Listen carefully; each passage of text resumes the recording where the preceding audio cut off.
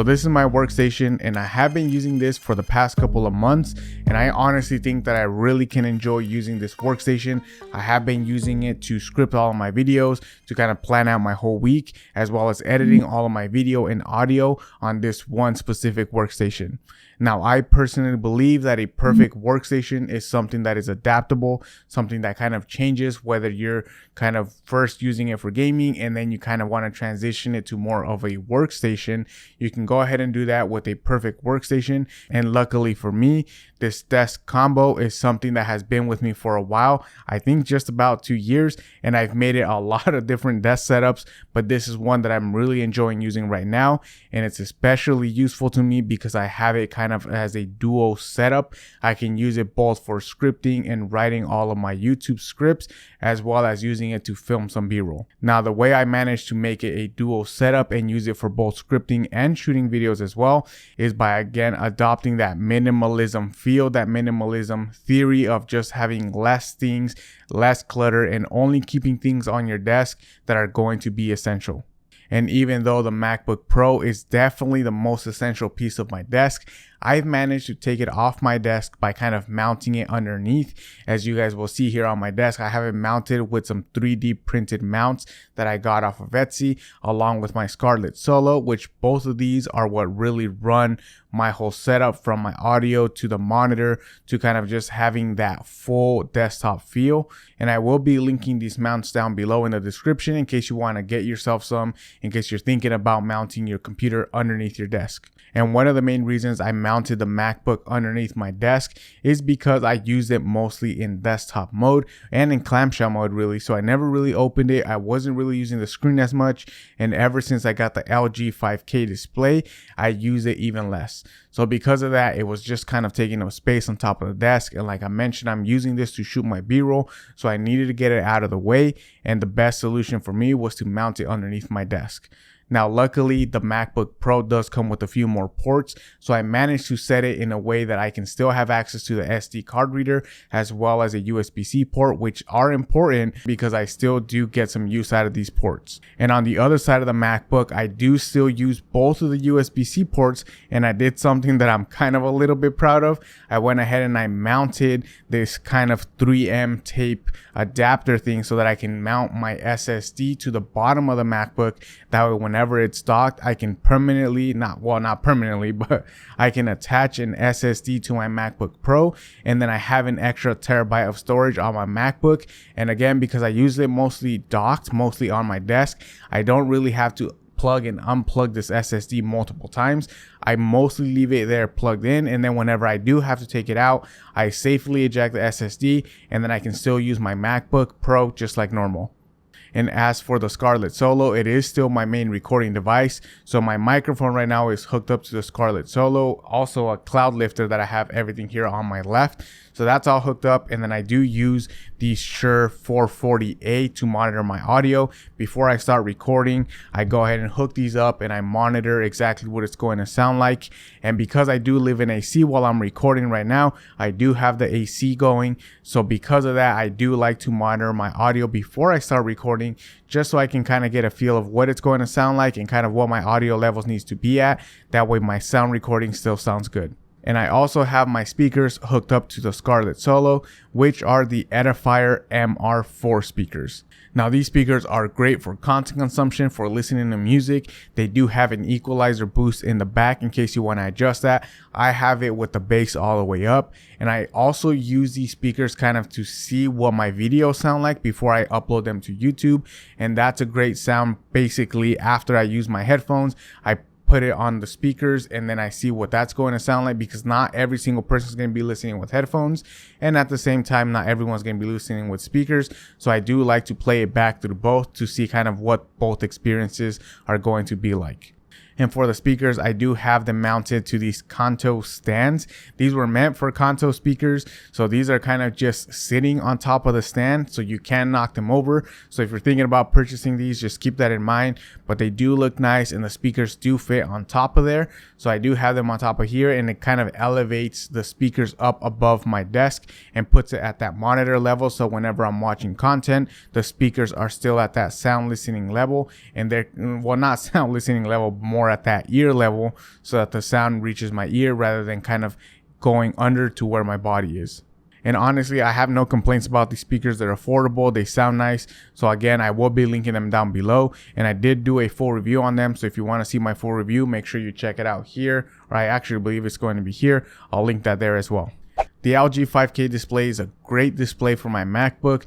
Like I mentioned, this kind of runs the whole show, and ever since I got this, I stopped really using my MacBook Pro screen, and I can't recommend enough to get this monitor. Even now in 2023, with the Apple Studio display being out already, I still recommend the LG 5K display because the screen is about 98% of the way of what the Studio display is. And honestly, the only thing you're paying is for the Apple branding and kind of that aluminum build. But if you don't mind kind of the black bars, as you guys can see it back there, which I don't, I came from another LG display and I think the build quality is great. This one is even better than the one I had before in terms of build quality. So I think it's great. It's a 27-inch screen. It's 5K, and I mainly got it for kind of that compatibility with macOS.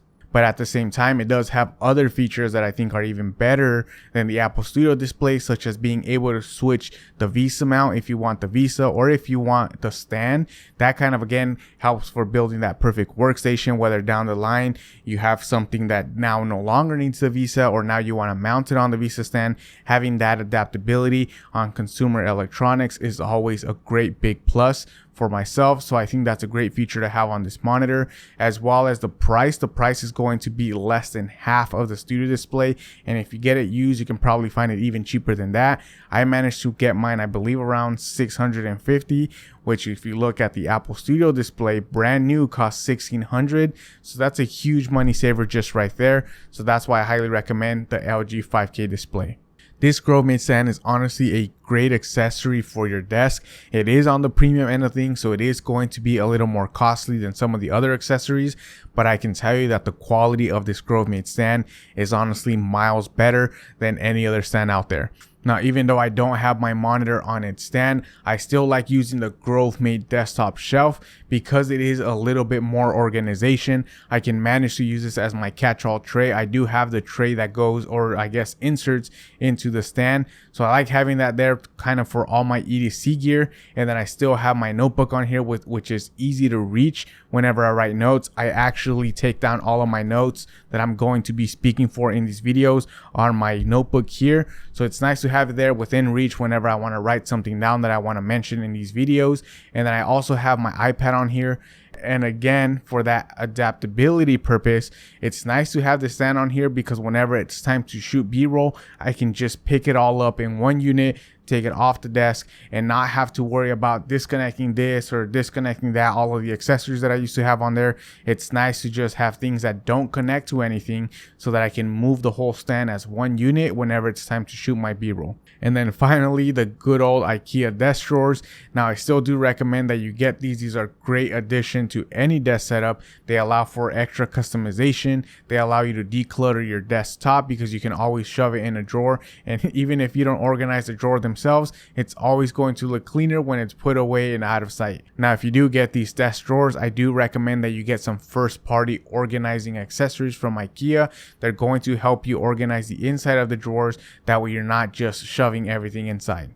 Now, I personally am using this to store all of my tech and tech accessories that I don't use as often as everything else, but I still use it. As you guys will see, the top drawer is my most used items. I have my Nintendo Switch OLED in here, which I recently got. And if you're wondering if you should get the Nintendo Switch OLED, if you already have the regular Nintendo Switch, I recommend you get subscribed because I will be doing a review on whether it is worth going with the OLED model if you already have the regular Nintendo Switch, especially with all the rumors coming up that there's a new Nintendo Switch 2 coming out.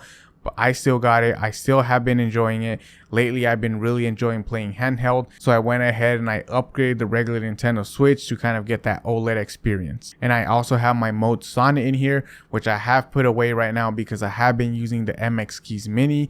And I've been using the MX Keys Mini because I've been experiencing some wrist pain. So whenever that happens, I like to kind of break out the low profile keyboard, use it for a week, and then I'm usually good to go back to my mechanical keyboards. And the rest of the drawers are honestly just for storage. I do keep my camera gear here, everything that I use to record. I do have it put away in one of these drawers because I use it only once a week. So it makes no sense to kind of keep it out. And then I also don't like putting it, say, on a shelf, because if you're putting it on a shelf and you're going to use it and you want to kind of shoot some B-roll, especially with camera gear, if you're taking it off the shelf, then you kind of lose that aesthetic. So everything that goes on a shelf for me is going to be more for display purpose rather than something that's going to be more of a functional purpose.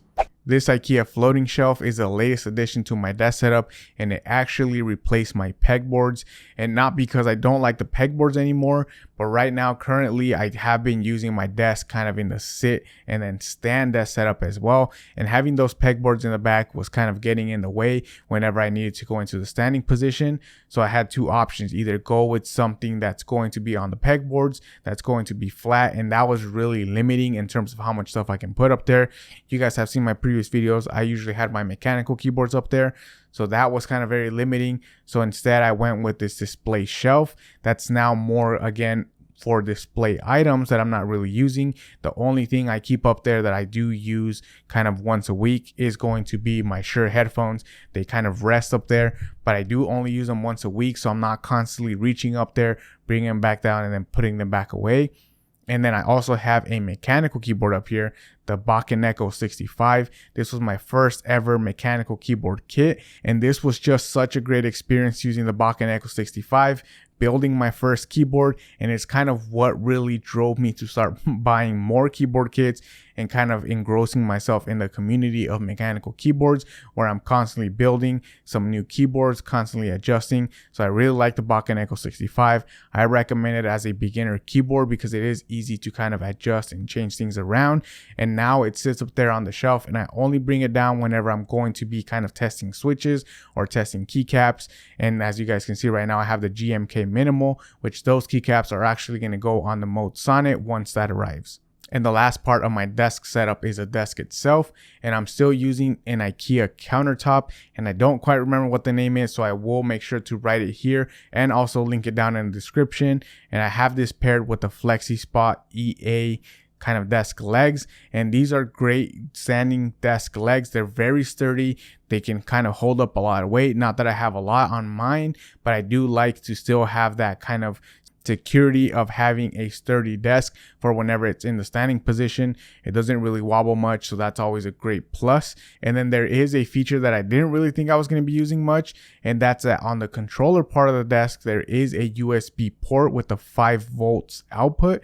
And I initially didn't think I was really going to be using it as much. I thought it was a great addition, but I was like, no, I have all these other connections in the back. But ever since I went kind of with this minimalism setup where I kind of removed all those cables, whenever I need to charge all of my batteries for my camera, I still need a USB port. And instead of having to reach around the back of the desk to plug in a little 5-watt plug, I can go ahead and just connect the cable straight to the controller for the desk, and it's been charging my batteries just great. So I really like that addition to this desk.